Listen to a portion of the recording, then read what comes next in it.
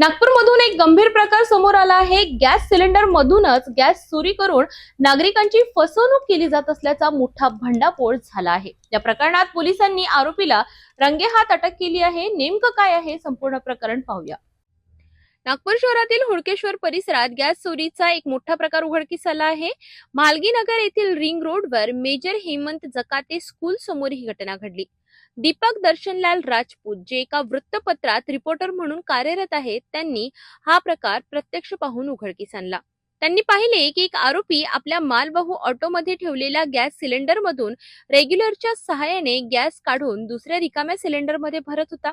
या प्रकारामुळे ग्राहकांना पूर्ण गॅस न मिळता त्यांची थेट फसवणूक होत असल्याचे समोर आले।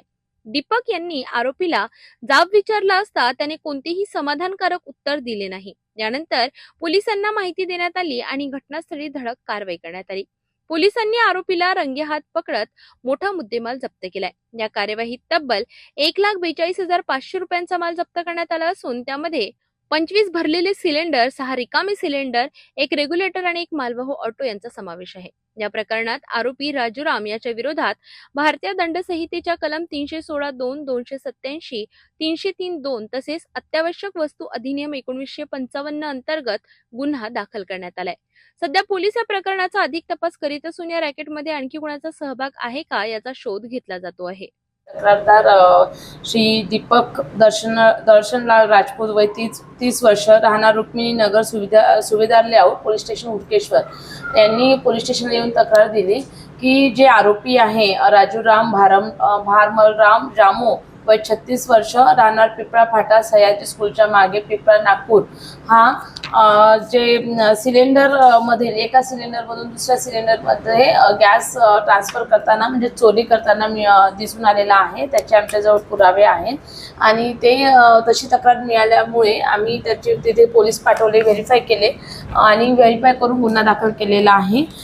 गुन्हा अपराध क्रमांक 239/26 कलम 3(7) EC ऍक्ट अन्वये, तसेच 316(2), 287, 303(2) BNS प्रमाणे गुन्हा दाखल करण्यात आलेला आहे। आरोपीला अटक करून तपास चालू आहे आणि जप्त मुद्देमाल होता एकूण 31 सिलेंडर, त्यापैकी 25 गॅसने भरलेले सिलेंडर होते आणि 6 खाली सिलेंडर होते, रेग्युलेटर आणि ऑटो, अशी एकूण किंमत घेतलेली आहे आपण 1,42,500 रुपये आणि आता सध्या तपास चालू आहे। चोरी करणे, गॅस या एका सिलेंडरमधून दुसऱ्या सिलेंडरमध्ये गॅस ट्रान्सफर करून मग तो खाली सिलेंडर गॅस ज्या भावात आपण घेतो आहे त्या भावात तो विकत होता, म्हणजे त्याच्यातून त्याला जे काही कमिशन मिळालं असतं ते त्याचा त्यामागचा उद्देश होता। तपास सध्या आहे, पुढे तपासात निष्पन्न होईल त्याप्रमाणे कारवाई केली जाईल। नागरिकांच्या जीवाशी आणि विश्वासाशी खेळणाऱ्या अशा प्रकारांवर कठोर कारवाई होणे गरजेचे आहे। गॅस सारख्या अत्यावश्यक वस्तूंमध्ये होणारी ही चोरी अत्यंत गंभीर असून प्रशासनाने यावर विशेष लक्ष देण्याची गरज आहे।